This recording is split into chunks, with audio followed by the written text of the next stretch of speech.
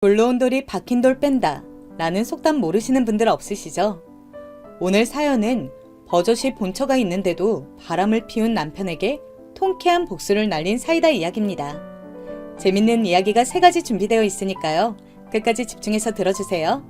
저는 톡톡사연 한이입니다.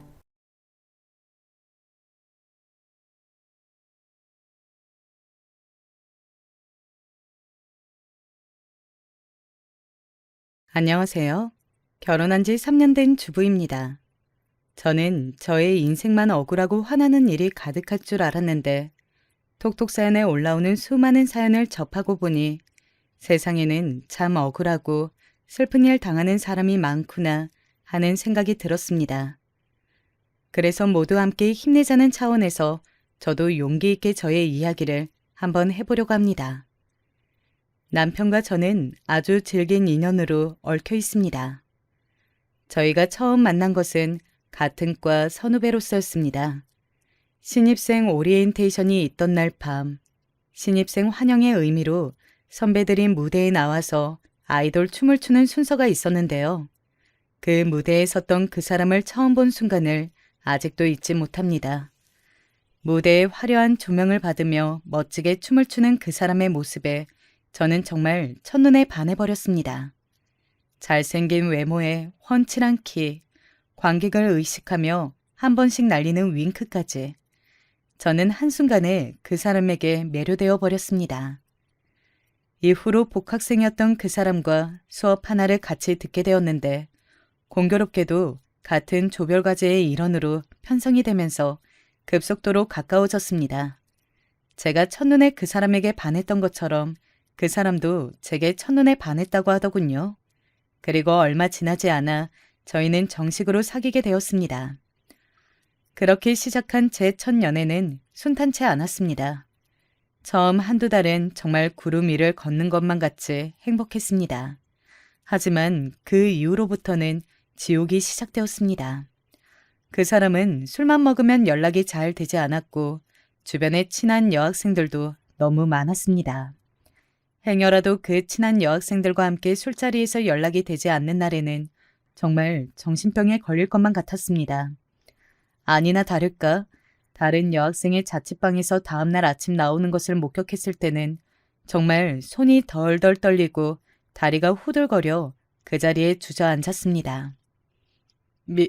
미애야, 여긴 어떻게... 오빠, 어떻게 나한테 이럴 수가 있어? 어떻게 나한테? 저는 함께 있던 여학생의 머리끄댕이를 잡아 뽑아버리고 싶은 심정이었으나 막상 그 상황이 되니 온몸에 아무런 힘도 들어가지 않더군요. 그렇게 뒤도 안 돌아보고 집에 돌아와 끄끄거리며 밤새 울었습니다. 그런데 다음날 그 사람이 제 자취방에 찾아왔더군요. 미애야, 정말 미안해. 술 먹고 실수한 거야. 다시는 이런 일 없을 거야. 내가 오늘부로 진짜 술 끊는다. 됐어. 오빠, 이만 돌아가. 우린 끝났어. 미애야, 내가 진짜 잘못했어. 내가 진짜 이렇게까지 빌게. 그 사람은 갑자기 바닥에 무릎을 꿇더니 흐느끼며 울기 시작했습니다. 미애야, 나 용서해줘. 진짜 다시는 안 그럴게. 처량하게 바닥에 무릎을 꿇은 채로 제게 잘못을 비는 그 사람을 보는데 저의 마음이 약해지기 시작했습니다. 사실 너무나 큰 상처를 받긴 했지만 아직까지 그 사람을 사랑하는 마음을 지울 수는 없었거든요. 그래서 저는 눈 딱 감고 한 번만 용서해 주기로 했습니다. 그만 일어나. 정말 다시는 안 그럴 거지? 그럼 정말이야. 약속해. 고마워 미애야. 저는 그때까지만 해도 너무나 어렵고 순진했기에 인간이 변할 수 있는 존재라고 믿었습니다. 하지만 그런 저의 기대는 또 얼마 지나지 않아 산산조각이 났죠. 그 사람은 처음에는 자신의 잘못을 진심으로 뉘우친 듯 술도 마시지 않고 어디를 가더라도 제게 꼬박꼬박 보고를 했습니다. 그런 그 사람의 모습에 정말 나를 생각해 주는구나 하는 생각이 들면서 행복감이 들기도 하였습니다. 지금 와서 돌이켜보면 그런 생각을 했던 것은 철저히 후회하지만요. 제 버릇 개 못 준다고 어느 순간 제게 하는 보고도 점점 줄어들고 다시금 술에 손을 대기 시작하더니 1학기가 종강하던 날 다시 한번 사고가 터지고 말았습니다. 저는 그날 속이 너무 안 좋아서 일찍 집으로 돌아왔는데 그게 실수였습니다. 끝까지 그 사람 옆자리를 지키고 있었어야 했습니다. 집으로 돌아와서 잠시 누워있다가 그 사람에게 연락을 했는데 역시나 예전에 그랬던 것처럼 연락을 받지 않았습니다. 저는 문득 불안한 마음이 들어 광기에 휩싸여서 미친 듯이 전화를 걸어댔습니다. 하지만 역시 전화는 묵묵부답이었습니다. 저는 불안한 마음에 쓰린 속을 부여잡고 다시금 종강 파티 자리를 찾아갔습니다. 술집 안에는 그 사람이 없었고 불이 나게 다시 올라와 뒷골목으로 갔는데 그 자리에서 제 동기 수정이와 입맞춤을 하고 있는 그 사람을 보고야 말았습니다. 야, 이 나쁜 새끼야. 미애야, 오해야. 오해는 무슨 얼어 죽을 놈의 오해. 이젠 정말 끝이야. 그렇게 저는 그 사람과의 관계에 종지부를 찍었고 저의 잔인했던 첫 연애는 그렇게 비극적으로 끝이 났습니다. 학교는 그대로 휴학을 했고 그 사람이 졸업을 하고 난 이후에야 복학을 해서 남은 학업을 마쳤습니다. 저는 그 후로도 오랫동안 첫 연애에서 입은 내상이 회복되지 않아 제대로 된 연애를 할 수 없었어요. 오랜 시간이 지나서 몇 번 만남을 시작하긴 했지만 이때 겪었던 트라우마로 그 누구에게도 마음을 잘 열지 못해 깊은 관계로 이어진 사람은 없었죠. 한 번은 정식으로 제게 청혼을 했던 사람도 있었습니다. 그 사람의 직업도 변호사에 키 크고 잘생긴 훈남에 저한테는 또 어찌나 잘했는지 정말 소위 말하는 1등 신랑감이었습니다. 그런데 이 사람이 참 좋은 사람이라는 것을 알면서도 이상하게 청혼에는 마음이 동하지 않았습니다. 지금 생각해도 그때 당시에 제가 왜 그랬는지 의문입니다. 그때 그 사람이랑 결혼하고 살았으면 내가 이렇게 힘들게 살지 않았을 텐데 하는 후회도 많이 했습니다. 하지만 그때 당시에는 그 사람의 청혼을 야멸차게 거절하고 다시 솔로의 생활로 돌아왔죠. 이처럼 저는 정상적인 관계에서는 크게 감흥을 느끼지 못하는 이상한 습관을 가지고 있었습니다. 어쩌면 이런 저의 모습이 전 남자친구와 같은 쓰레기를 만나게 된 원인이었는지도 모르죠. 휴학을 오래 했던 만큼 사회 진출도 동기들보다 다소 늦은 편이었습니다. 20대 후반에 접어든 무렵 시작한 회사 생활은 녹록치 않았습니다. 저보다 어리지만 몇 년 더 일찍 회사에 입사한 선배들과의 관계는 껄끄럽게 그지 없었습니다. 업무량 또한 많아서 야근을 밥 먹듯이 하고 그나마도 야근을 안 하는 날은 집에 일거리를 가져와서 마저 해야 했습니다. 그렇게 밤새 집에서 회사 일을 하며 펑펑 울었던 기억이 있네요. 그래도 그렇게 2, 3년을 하고 나니까 어느새 적응이 되었습니다. 이제야 뒤늦게 평범한 사회인으로 자리 잡으려고 할 그 무렵 여기저기서 소개팅 자리가 들어왔습니다. 하지만 그때까지도 저는 첫 연애에서의 내상이 회복되지 않은 상태였어요. 그래서 선뜻 그 소개팅에 응할 수가 없었습니다. 그렇게 어영부영 홍기는 차가는데 짝을 찾지 못하고 있을 무렵이었어요. 본사에 있던 직원 한 분이 저희 부서의 팀장님으로 새로 발령을 받아 오신다고 하더군요. 이전 팀장과는 잘 맞지 않아 많이 힘들었었는데 이번에 새로 오실 팀장님과는 부디 트러블이 없기만을 바랬습니다. 자, 모두 인사하지. 이번에 기획팀에 새로 발령받은 박준영 팀장이야. 안녕하십니까. 박준영입니다. 잘 부탁드립니다. 저는 순간 두 눈을 의심했습니다. 새로 온다던 팀장 박준영.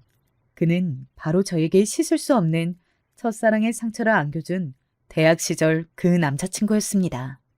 네, 바로 앞에 말씀드린 술 마시면 연락 두절에 바람핀 걸 2번이나 걸려서 헤어졌던 그 사람이요.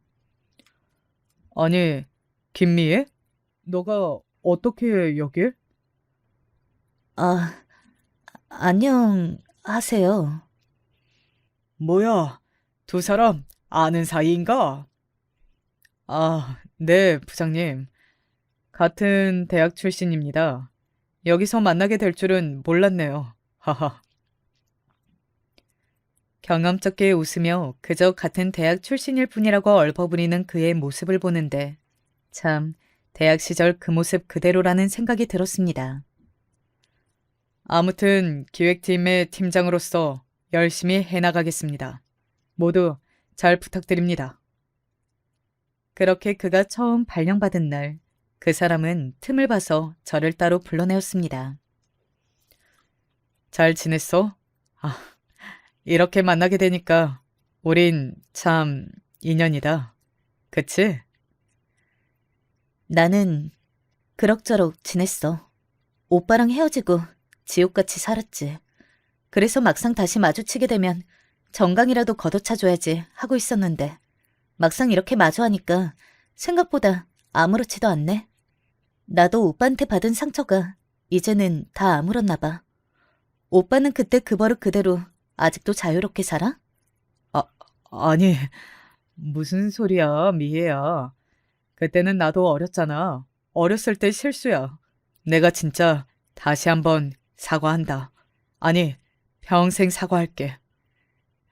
그래서 말인데, 너 이렇게 보자고 한 건 딴 건 아니고, 우리 대학교 때 사귀었던 거 회사 사람들에게 비밀로 해줄 수 있어? 나 사실 본사에서 안 좋은 일로 여기로 발령받게 된 거야. 사실상 잘릴 뻔한 거 아버지가 힘써주셔서 겨우 이렇게 지사팀장으로 살아남을 수 있었지. 그것 때문에 안 그래도 말이 많았는데 괜히 기존에 있던 너랑 과거 관계 때문에 구설수에 오를까봐 그래. 나 위해서 그래줄 수 있지? 처음 온 날부터 따로 불러내서 무슨 얘기를 하려 그러나 들어봤는데 제가 그동안 어떻게 지냈는지 잘 살고 있는지 그런 것이 궁금하기보다 회사 내에서 자신의 안위만을 생각하는 그 사람의 모습을 보면서 역시 사람은 변하지 않는구나 하는 생각을 했습니다. 그래도 오히려 환상 속에만 두고 영원히 미워하기보다 이렇게 실제로 마주하고 생각보다 과거의 상처가 아무렇지도 않은 저 자신의 모습을 보는 것이 나쁘지 않았습니다. 이쯤 되면 이 사람과의 과거는 완전히 떠나보내고 제대로 새로운 사랑을 시작할 수 있겠다 싶었습니다. 그 이후로 그 사람과는 팀장과 팀원으로 서로 쿨하게 지냈습니다. 업무 외적인 대화는 거의 하지 않았어요. 그 사람도 안 좋게 자천되어서 온 것이니 몸을 사리는 듯했고 저도 더 이상 그 사람에게 어떠한 감정도 남아있지 않았기 때문에 마치 이별 뒤에도 서로 잘 지내는 할리우드 커플들처럼 그렇게 각자의 회사 생활에 집중했죠. 그런데 이제 더 이상 어떠한 감정도 남아있지 않다고 자신이 넘쳤던 마음이 무색해질 만한 일들이 자꾸 생겼습니다. 그 사람은 팀장의 자리를 맡기엔 부족한 사람이었어요. 업무 실수도 잦고 팀을 통솔할 리더십도 부족했습니다. 명색이 기획팀인데 업무 성과가 계속해서 저조하자 여러 번 부장님이나 어른들에게 불려가서 핀잔을 들었습니다. 팀장인 그 사람의 업무에서 빵꾸가 난 것은 대리인 제가 다 메꿔야 했습니다. 그러자면 야근을 밥 먹듯이 해야 했습니다. 어떤 날은 그 사람과 저만 불 꺼진 사무실에 남아 그 사람이 실수한 업무를 만회하느라 밤을 샌 적도 있는데 아무리 헐리우드 커플처럼 쿨하게 대하기로 했어도 그날만큼은 정말 불편하고 어색하더군요. 그렇게 그 사람 때문에 더 과중한 회사 업무로 나날을 보내고 있었을 때였습니다. 그날도 밤새 야근을 하고 졸린 눈으로 탕비실 뒤쪽 휴게 소파에서 눈을 잠시 붙이려고 몸을 기댔을 무렵 옆 부서 직원 두어 명이 커피를 타러 들어왔습니다. 그들은 제가 뒤쪽에 있는지 모르는 눈치였습니다. 기획팀 진짜 불쌍하지 않냐? 어디서 낙하산 팀장 하나 굴러 들어와가지고 팀원들 개고생 시키네. 낙하산? 박준영 팀장 낙하산이야? 진짜로? 그것도 몰랐어? 처음 발령받을 때부터 유명했잖아. 박준영 팀장 아버지가 국회의원 박성권이래. 박성권? 민주평화당 원내대표, 그 박성권? 우와, 미쳤다. 엄청 거물의 아들이었구나. 그래. 그래서 본사도 낙하산으로 들어간 건데 본사에 있을 때 초보도 안 하는 발주 실수를 해가지고 아무리 박성곤 아들이어도 계속 떠안고 있을 순 없었나 봐. 그 실수로 입은 피해만 몇 억이라지 아마? 그래서 거의 잘리는 거였는데 또 아버지가 손을 쓴 거지. 그렇게 흘러 우리 지사 기획팀까지 오게 된 건데 애꿎은 팀원들만 불쌍하게 됐지 뭐. 아유, 이래서 우리같이 힘없는 것들이 아무리 발버둥 쳐봤자 힘 있는 거물이 있기만 하면 못 당연된다니까. 우리 아버지는 젊을 적에 국회의원 선거 한 번 안 나가시고 뭐 했나 몰라. 아유, 꿈깨라 꿈깨. 국회의원은 아무나 하냐? 걔네는 애초에 우리랑 사는 세상이 달라. 우리는 그저 안 잘리고 오래오래 회사 다니기만을 빌자고. 직원들이 그 사람에 대한 안 좋은 얘기들을 신나게 해대는데 저는 그들에게 동조하는 마음이 들기보다는 그 사람이 불쌍해지기 시작했습니다. 그래도 한때는 사랑했던 사람이었다고 미운정이 든 건지 오히려 뒷담화를 하는 직원들이 미워지려고까지 했어요. 그렇습니다. 그 사람은 유명한 국회의원의 아들로 학창시절부터 유명했고 왕자님처럼 자랐기 때문에 모든 사회생활 면에서 서툴렀습니다. 나중에 들어보니 학점도 겨우 졸업할 정도로 간신히 마쳤다고 하네요. 그런데 저는 이상하게 어딘가 하나 부족해 보이는 그 사람의 모습이 끌렸습니다. 일종의 모성 본능 같은 거였나 봐요. 그런데 그 모성 본능이 이번에도 꿈틀꿈틀 다시 올라오고 있었습니다. 저는 그 사람을 따로 불러다 놓고 이야기했습니다. 요즘 오빠 때문에 우리 팀 이래저래 말이 많아. 적어도 기본적인 업무 실수 같은 건 안 했으면 좋겠어. 그런 실수는 팀원들 조금만 배려해도 안 할 수는 있는 거잖아. 가끔 보면 오빠는 능력이 딸린다기보다 배려심이 부족한 것 같아. 미안하다, 미애야. 나도 이제 지난 실수들 다 만회하고 잘해보려고 하는데 잘 안 되네. 저는 너무 빨리 수긍을 하고 의기소침해지는 그의 모습을 보니까 다시 짠해지기 시작했습니다. 아, 됐어. 이번 보고서도 그냥 내가 할 테니까 오빠는 새 프로젝트 준비나 잘해. 그거는 진짜 실수 없게 해야 된다. 알겠어, 미애야. 항상 고마워. 너 때문에 내가 안 잘리고 회사 다닌다. 됐네요. 나도 나 살자고 이러는 거거든. 그래서 말인데, 미애야, 오늘 끝나고 맥주 한잔 할래? 맥주 한잔 하자는 그의 말이 그 순간 왜 그리도 달콤하게 들렸는지 모르겠습니다. 응? 우리 이제 그러면 안 되는 사이 아니야? 에이, 뭐 어때? 고생하는 팀원 위해서 팀장이 맥주 한잔 살 수도 있는 거지. 음, 그, 그래. 그럼 그렇게 해. 정말 그 제안을 받아들이지 말았어야 했습니다. 술이 한 잔, 두 잔 들어가니 예전에 그 사람과의 좋았던 추억들만 되살아났거든요. 어느새 둘이 꽤 취기가 오른 채로 대화는 계속되었습니다. 나 사실 너랑 헤어지고 반성 많이 했어. 나에게 제일 잘해주고 지고지순했던 건 미애 너뿐이었는데 어린 마음에 철이 너무 없었어. 됐네요. 이제 다 지난 일이니까 오빠도 오빠 짝 찾아서 얼른 장가 가셔. 나도 좋은 남자 하나 물어서 시집 갈 거니까. 장가는 무슨.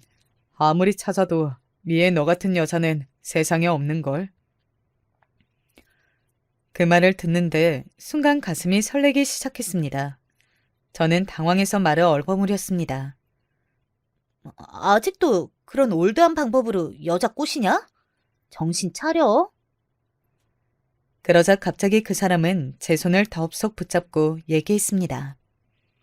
미애야, 우리 다시 시작하자.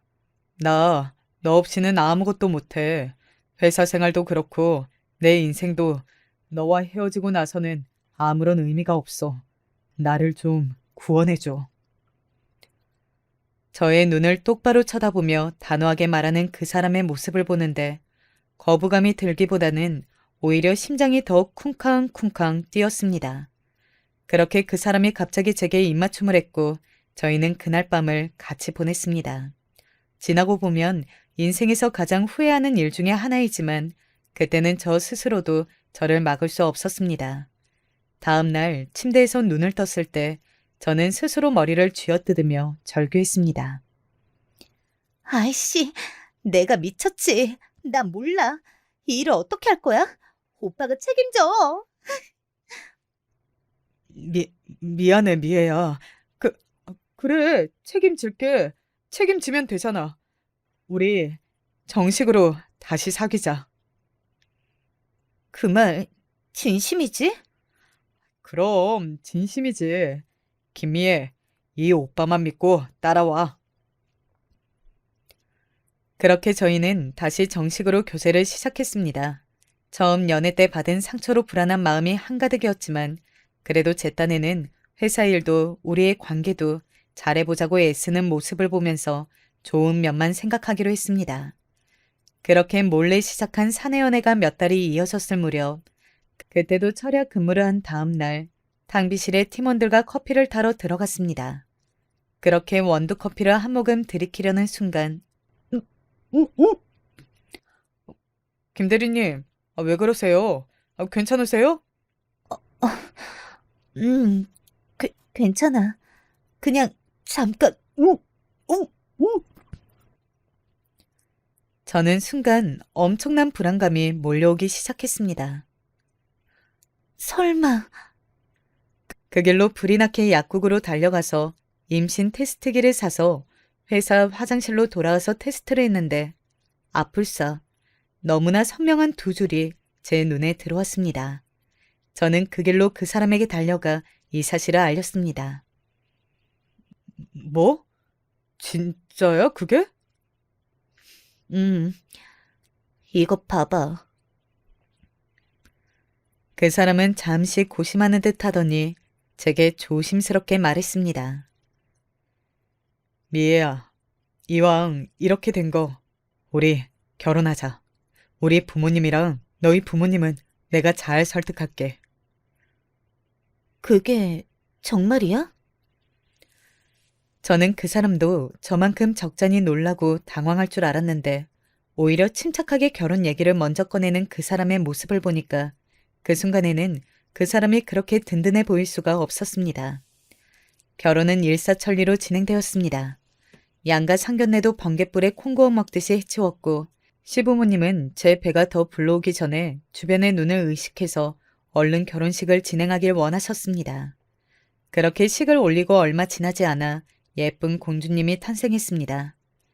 전혀 예상하지도 계획하지도 않은 결혼과 출산이었지만 그래도 제 품에 안겨 새근새근 잠든 공주님을 볼 때마다 결혼을 하기 참 잘했다는 생각이 들었습니다. 그러나 그런 행복감은 아이가 태어난 지 얼마 지나지 않아 산산조각이 났습니다. 저는 그때 당시 육아휴직을 하고 아이를 돌보느라 여념이 없었는데 남편은 점점 팀 회식이다, 출장이다, 갖은 핑계를 대며 귀가가 늦어졌습니다. 그리고 대학 신입생 시절 처음 만났을 때의 그 고질병, 술 먹으면 연락이 두절되는 버릇이 되살아났습니다. 사내 연애를 할 때는 늘상 붙어 있으니까 그 고질병이 도질 틈이 없어서 까맣게 잊고 있었는데 밤새 우는 아이를 달래며 동시에 연락이 두절된 남편을 하염없이 기다리던 밤. 그때의 기억이 떠올라서 얼마나 무서웠는지 모릅니다. 무언가 이 결혼이 잘못되었다는 느낌이 들어서 말이죠. 그런 저의 예감은 빗나가지 않았습니다. 그날도 육아에 지쳐 아이를 재우고 잠시 소파에 기대어 쉬고 있을 때 전화 한 통이 걸려왔습니다. 여보세요? 대리님, 저 박주임이에요. 전화를 건 사람은 저와 같은 팀에서 친하게 지내던 박주임이었습니다. 어머, 박주임, 오랜만이다. 잘 지냈어? 회사는 잘 돌아가지?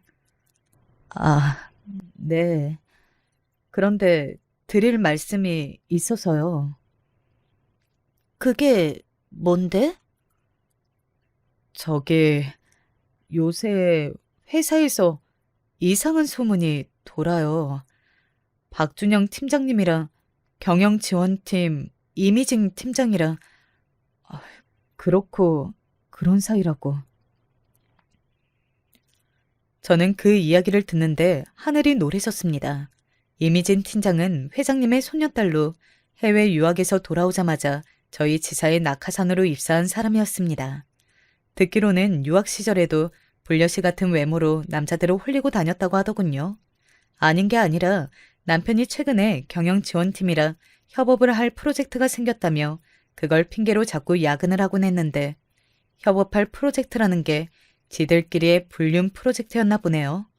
저는 처음에는 너무 충격을 받아서 현실을 부정했습니다. 에이, 아니겠지. 안 그래도 요새 경영지원팀이랑 협업하는 게 있다며. 그러다 보니까 뒤에서 이야기 만들어내기 좋아하는 사람들이 또 하나 가십거리 만든 거겠지. 대리님, 그 프로젝트 옛날에 끝난 지 오래예요. 그마저도 두 사람이 일은 내팽개치고 신나게 놀아나느라 흐지부지 마무리됐어요. 명확한 물증은 없지만 아무튼 두 사람 사이에 무언가 있는 게 분명해요. 그게 정말이야? 네. 대리님, 저 계속 고민하다가 아무래도 대리님 위해서 꼭 말씀드려야 할 것 같아서 이렇게 전화 드려요. 부디 판단 잘하시길 바랄게요. 저는 계속해서 박주임의 말을 믿을 수가 없었습니다. 버젓이 저의 팀원들이 이렇게 옆에 있고 심지어 그 팀원들 중에는 밥주인처럼 저랑 친한 직원들도 있는데 그런 상황에서 두 사람이 과감하게 불륜을 저지른다고요? 저는 아무리 생각해도 상식적으로 납득이 가질 않았습니다. 둘 중 하나라고 생각했어요. 이 소문이 완전히 거짓말이던가 남편이 정욕에 눈이 벌어 상식적인 상황 판단도 할 수 없는 사람이거나요. 그래서 저는 제 두 눈으로 이 사실을 확인해 보기로 했습니다. 마침 친정엄마가 동생네 일주일 정도 머무르기 위해 서울로 올라오신다고 해서 딸아이는 친정엄마에게 맡겨놓고 본격적으로 남편의 뒤를 캐기 시작했습니다. 처음 며칠은 아무것도 나오는 게 없었습니다. 회사 맞은편 건물 카페에서 하루 종일 잠복하며 동태를 살펴도 별다른 게 없었고 남편도 그 며칠은 무언가 꺼림칙했는지 일찍 귀가를 했습니다. 하지만 며칠 뒤 한 번 더 남편의 뒤를 밟은 결과 저는 너무 충격적인 장면을 마주해야 했습니다. 남편은 그날도 경영지원팀과의 협업 업무로 야근을 할 거라고 얘기하고 출근한 상태였습니다. 저는 어차피 의미 없이 낮부터 잠복을 해봤자 수확이 없을 거라고 생각했고 그날은 퇴근 시간이 가까워 왔을 무렵부터 잠복을 했습니다. 날이 어둑어둑해지고 아직까지 남편이 근무하는 중에는 불이 켜져 있었습니다.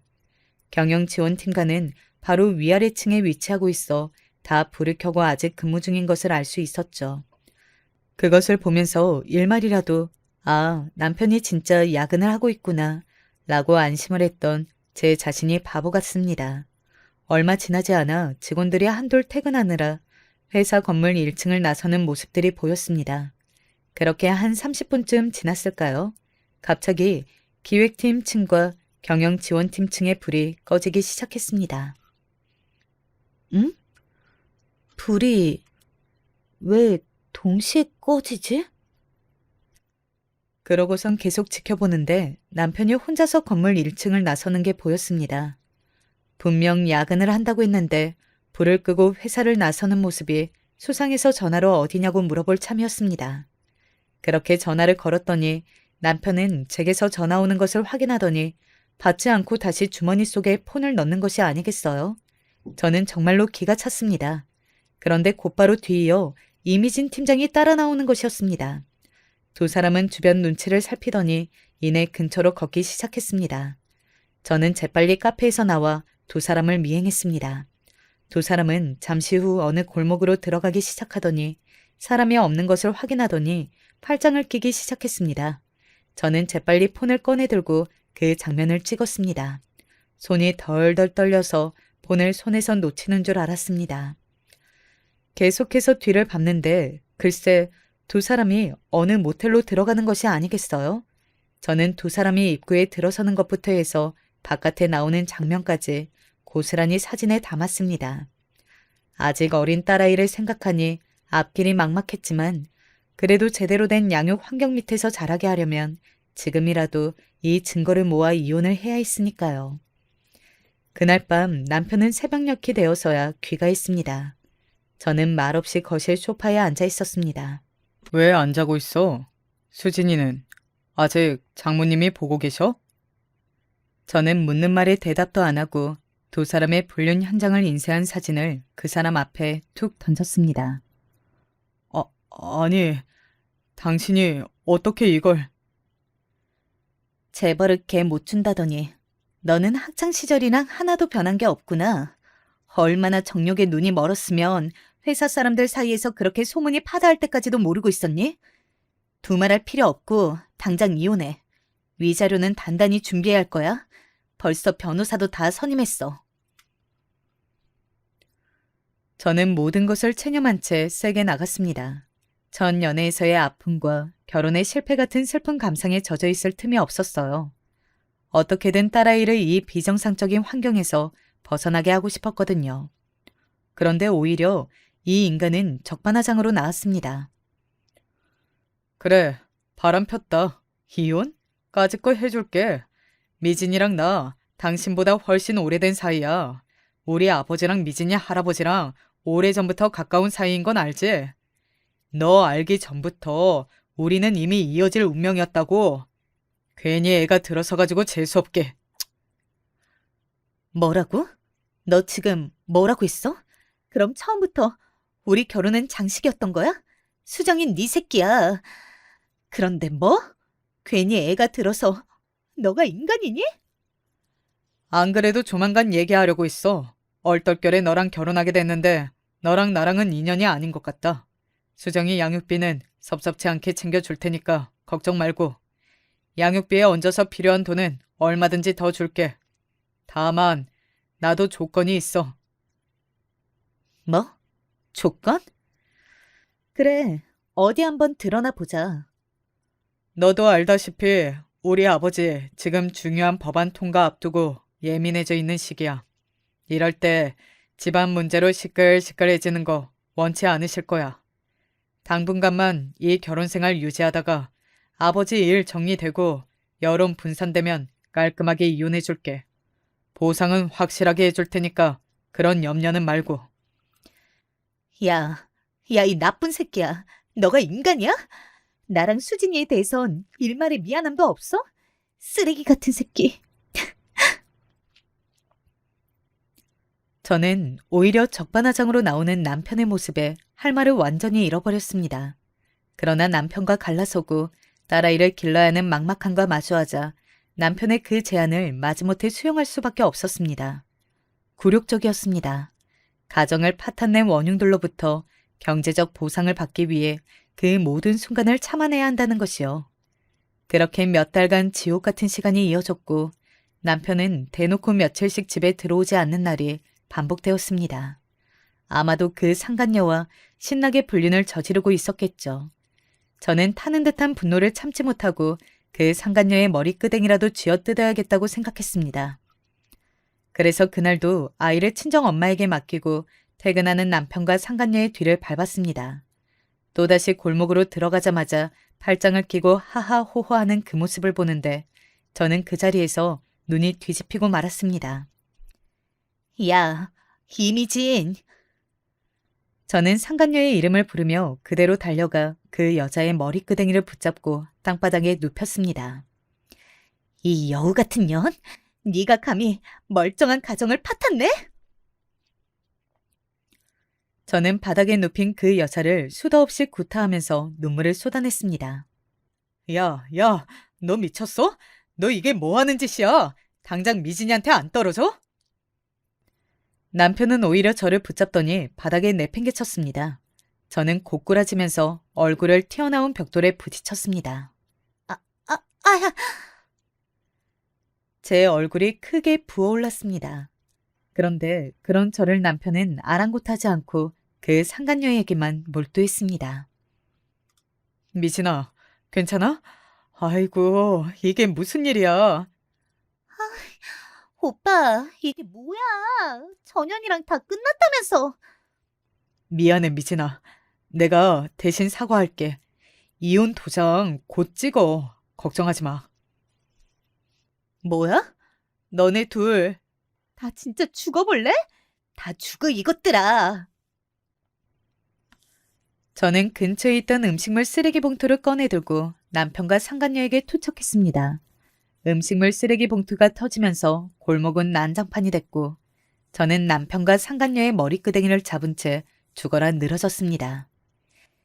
이 나쁜 것들아, 니들이 인간이야? 니들이 그러고도 사람이야? 오빠, 얘 좀 어떻게 해봐. 어이, 이게 진짜 죽을라고? 남편은 저를 붙잡고 다시 한번 바닥에 내팽개쳤습니다. 저는 넘어지면서 바닥에 머리를 부딪혔는데 잠시 동안 기절했던 것 같습니다. 잠시 후 눈을 떠보니 음식물 쓰레기로 난장판이 된 골목에 저 혼자 덩그러니 누워 있었습니다. 그 난리가 났는데 사람이 아무도 안 온 것도 신기했습니다. 그것보다 더 슬펐던 건 기절한 저를 놓아두고 남편이 상간녀와 함께 자리를 떴다는 사실이었습니다. 저는 그렇게 만신창이가 된 채로 그 더러운 골목에 주저앉아 얼마나 한참을 더 울었는지 모릅니다. 남편과 상간녀는 본인들도 찔리는 게 있었는지 경찰에 신고하지 않았고 그렇게 그날 일은 마무리가 되었습니다. 저는 당장이라도 이혼하고 싶은 마음이 컸지만 조금만 기다리면 남편이 거액의 돈과 함께 깔끔하게 이혼해주겠다는 말 때문에 딸아이의 앞날이 걱정되어 이러지도 저러지도 못하고 있었습니다. 그러던 중 여름을 맞이하게 되었는데 휴가철이 다가온 어느 때였습니다. 아직도 걸음마를 떼지 못해 뒤뚱뒤뚱하는 딸아이를 돌보느라 여념이 없을 때쯤 며칠 만에 집에 들어온 남편이 제게 통보하듯 이야기했습니다. 이번에 해외 출장 가느라 한 2주일 집 비우니까 그런 줄 알아. 언제는 당신이 뭐 집 안 비운 적 있어? 수진이 분유값이랑 기저귀값 다 떨어졌어. 그거나 주고 가. 아유, 말끝마다 돈. 옛다. 남편은 지갑에서 지폐 몇 장을 대충 집어서 제게 던져주더니 짐을 한 다발 챙겨서 다시 나갔습니다. 언제까지 이런 빈 껍데기 같은 결혼 생활을 이어가야 하나 회의감에 눈물이 차올랐습니다. 그렇게 며칠을 지내던 중 이 결혼 생활에 종지부를 찍어야겠다는 큰 결심을 하게 된 사건이 일어나게 되었습니다. 그 시작은 다시 걸려온 박주임의 전화였습니다. 대리님, 저예요. 박주임. 박주임, 잘 지냈어? 대리님, 큰일 났어요. 제가 지금 휴가차 양양에 와 있는데요. 여기서 박준영 팀장님을 봤어요. 저는 해외 출장을 간다고 거짓말을 하고 양양으로 놀러 갔다는 남편의 소식을 들었는데 이제는 별로 놀랍지도 않았습니다. 네, 그 인간 그럴 줄 알았다. 또 이미진 그년이랑 같이 있겠지? 네. 그런데 그게 좀 이상한 게요. 박 팀장님 아버지랑 우리 회장님이랑 박 팀장님의 온 가족들이 다 같이 있어요. 아까 해변가에서 봤을 때는 그냥 닮은 사람이겠지 했는데 지금은 리조트 레스토랑에 다 같이 모여서 식사하고 있어요. 생각만 해도 어이가 없었습니다. 남편이 상간녀와 둘만 밀월 여행을 갔다고 해도 기가 찰 노릇인데 온 시댁 식구들이 한마음이 되어 상간녀와 함께 피서를 떠나다니요. 저는 그 길로 남편한테 전화를 걸었습니다. 이번에는 웬일로 바로 받더군요. 뭐야, 나 바빠. 용건만 말하고 얼른 끊어. 해외 출장 가 있다는 사람이 새벽 시간에 전화를 웬일로 잘도 받는다? 해외 출장? 야, 너 이미지 그년이랑 양양 간 거 내가 모를 줄 알아? 저는 전화기에 대고 남편을 마구 몰아붙였습니다. 그런데 남편의 반응이 더 놀라웠습니다. 아유, 너 내 뒤 캐고 다니는 거 이제 지긋지긋하다. 집에 돌아가면 말하려고 했는데 전화한 김에 다 말해줄게. 이 자리 나랑 미진이 상견례 자리야. 돌아가면 너랑 곧바로 이혼할 거고 그 다음에 바로 미진이랑 재혼할 거니까 그렇게 알아. 위자료 걱정은 하지 말고 끝난다. 그렇게 남편은 자기 할 말만 하고 전화를 툭 끊었습니다. 어이가 없어서 눈물도 안 나왔습니다. 온 시댁에 합심하여 이 불륜관계를 도와주고 있었습니다. 듣자 하니 시아버지와 회장님의 오랜 정경유착 관계를 이 결혼을 통해서 완전하게 토대를 닦으려는 것 같더라고요. 저는 이대로 가만히 두고 볼 수가 없었습니다. 그 길로 온 친정 식구들을 다 불러 모아 자초지종을 설명했습니다. 부모님과 남동생들은 남편과 시댁의 만행에 분노를 참지 못했습니다. 그래서 저희 가족은 큰 복수극을 결심했습니다. 각지에 있는 친정 식구들을 양양으로 불러 모았습니다. 그렇게 시댁과 남편 그리고 상간녀를 철저히 혼내줄 모든 준비를 마치고 온 가족이 리조트 밖에서 시댁 식구들과 상간녀가 나오기만을 기다렸습니다. 드디어 그들이 휴가 마지막 날 고급 세단을 타고 입구를 나오는 그들을 멈춰 세웠습니다. 그러자 갑자기 기자들이 플래시 세례를 터뜨리며 몰려들었고 입구에 대기하고 있던 마을 주민 수백 명이 외치기 시작했습니다. 환경오염 주도하는 매국노 박성건은 물러가라! 물러가라! 물러가라! 물러가라! 정경유착 비리 의혹 사망그룹 이영진도 물러가라! 물러가라!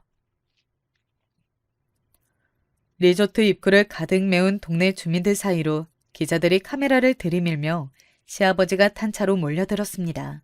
시아버지가 창문을 내리며 말했습니다. 이게 다 뭡니까? 이런 불법 집회는 처벌받을 수 있어요. 모두 해산하세요. 그러나 기자들은 아랑곳하지 않고 질문을 퍼부었습니다. 박성곤 의원님, 이번에 추진하고 계시는 해외산 폐원자로 매립 계획이 굴욕 외교로 비판받고 계시다는 사실 아십니까? 그 이야기는 지금 나눌 이야기가 아닙니다. 지금은 가족 휴가 중이니 얼른 비키세요. 가족 휴가라고 하면서 사망그룹 이영진 회장의 가족과 동행하신 이유는 무엇입니까? 자제분과 이영진 회장의 손녀가 불륜 관계라는 소문이 사실입니까? 아니, 이 사람들이 정말... 자제분의 부인은 이 사실도 모르고 집에서 이제 갓난딸을 힘겹게 돌보고 있습니다. 며느리 보기에 이 회동이 부끄럽지 않습니까? 자꾸 이러면 경찰을 부르겠습니다. 시아버지는 창문을 올리더니 더 이상 기자들의 대답에 묵묵부답으로 일관하였습니다. 경찰들이 와서 마을 주민들을 해산하자 그제서야 소동이 진정이 됐고 그 풍경은 뉴스 화면에 그대로 잡혔습니다. 오늘 오후 3시경 강원도 양양의 사말 리조트에서 가족 휴가를 마치고 돌아오는 박성고 의원을 향해 폐기물 매립지로 거론되고 있는 양양 주민들의 거센 시위가 이어졌습니다. 주민들은 박 의원 자녀의 불륜 의혹까지 수면 위로 끌어올리며 사망 그룹과의 정경유착 의혹까지 비판했습니다. 몇 시간이 지나지 않아 인터넷 뉴스는 뜨겁게 달구어졌습니다. 여러분, 이쯤 되면 이 난리가 다 무엇인가 싶으시죠? 저는 남편에 대한 복수를 결심한 순간 온 가족이 합심해서 시댁을 완전히 보내버리기로 결심했거든요. 그 전말은 이랬습니다. 저희 가족이 제 남편의 불륜 소식과 더불어 시댁이 상간녀 지방과 합세했다는 소식을 듣자마자 각자가 있는 자리에서 최대한 시댁의 약점을 건드릴 방법을 모색했습니다. 시아버지와 상간녀 집안은 이름만 대면 알만한 국회의원과 기업이었기에 언론을 이용해서 명성에 흠집을 내기로 결심한 것이죠. 그런 사람들이 가장 두려워하는 것이 명성에 흠집 나는 것 아니겠어요? 참 아이러니하죠. 명성에 흠집 날 만한 일은 밥 먹듯이 하면서 그 흠집이 날까봐 안절부절하는 꼴이 말이죠. 잠깐 설명을 하고 넘어가자면 시아버지가 추진하는 법안은 논란이 많은 법안이었습니다. 법안명은 그럴싸하게 멋들어지게 짓긴 했지만 이 법안이 통과가 되면 사실상 해외에서 버리는 핵 폐기물을 우리나라에서 수집해 우리 국토에다 매립을 해야 하는 상황이었습니다. 국회의원들이 직접 그 일을 하는 것은 아니지만 정부에서는 해당 일을 추진하기 위한 근거로 여러 관련 법안들을 만들어야 했는데 그 일을 시아버지가 주도하고 있었던 것입니다. 반대 여론에서는 그것을 앞장서서 추진하는 시아버지를 실리를 위해 국토의 안전을 팔아먹었다며 거세게 비판하는 상황이었죠. 기자인 둘째 동생이 그런 언론의 움직임을 담당하기로 했습니다.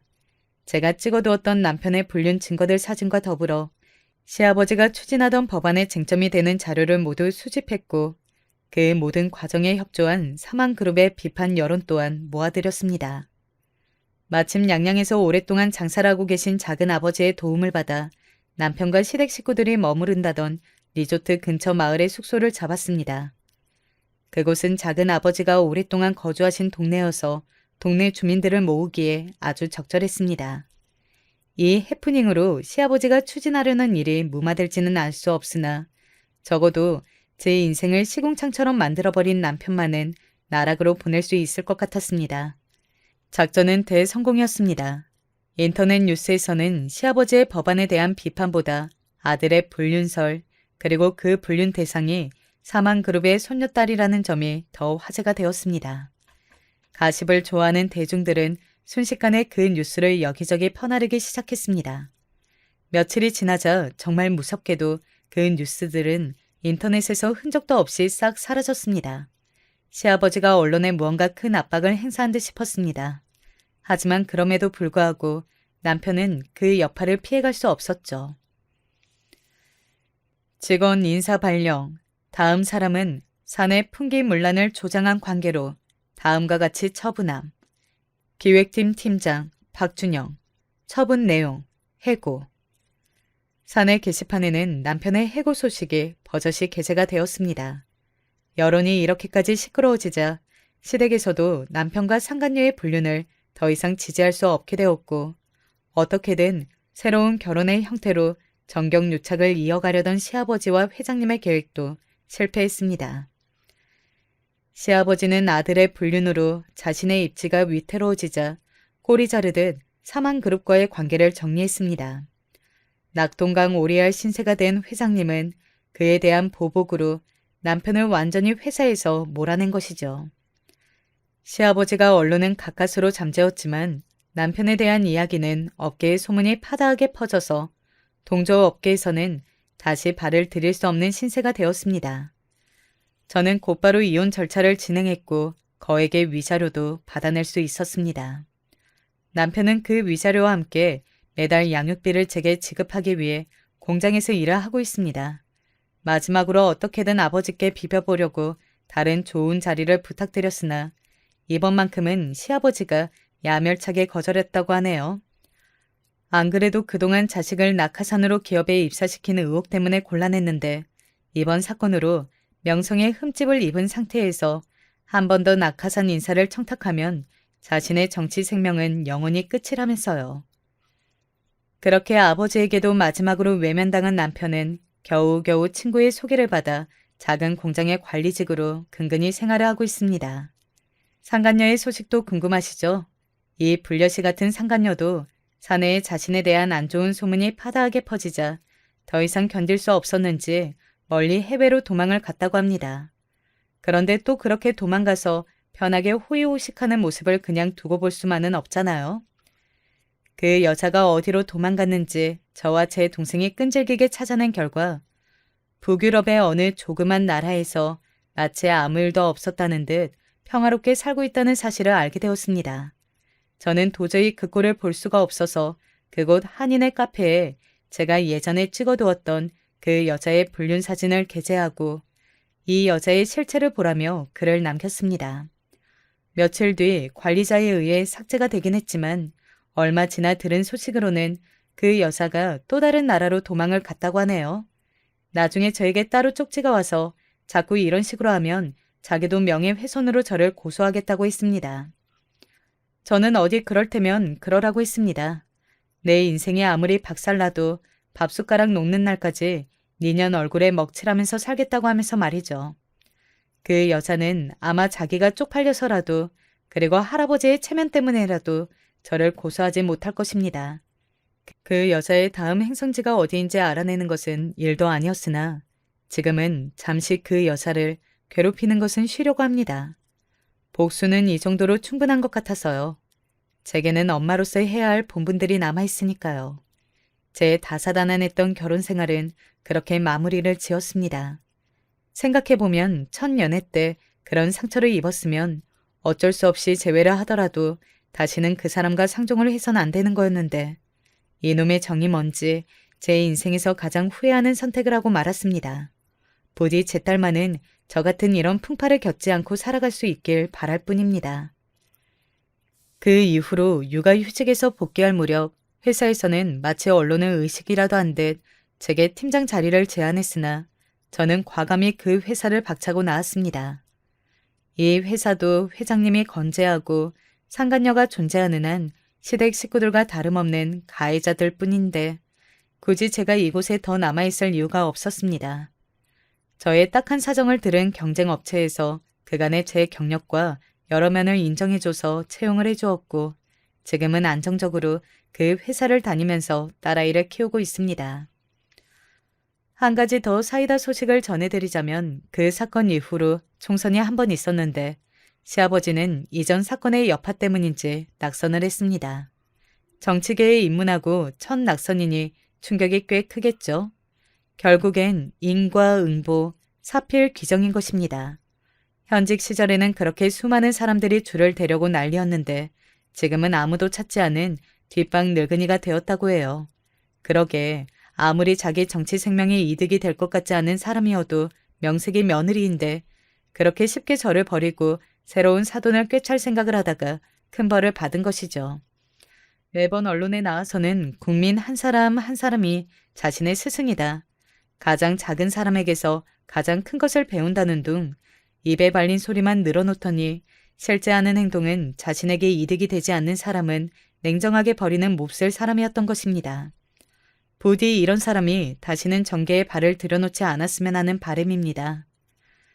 오늘 사연을 듣는 분들 중에서는 혹시나 억울한 상황에 있거나 그것을 극복하기 위해 열심히 싸우는 분들이 있다면 희망을 잃지 않길 바랍니다.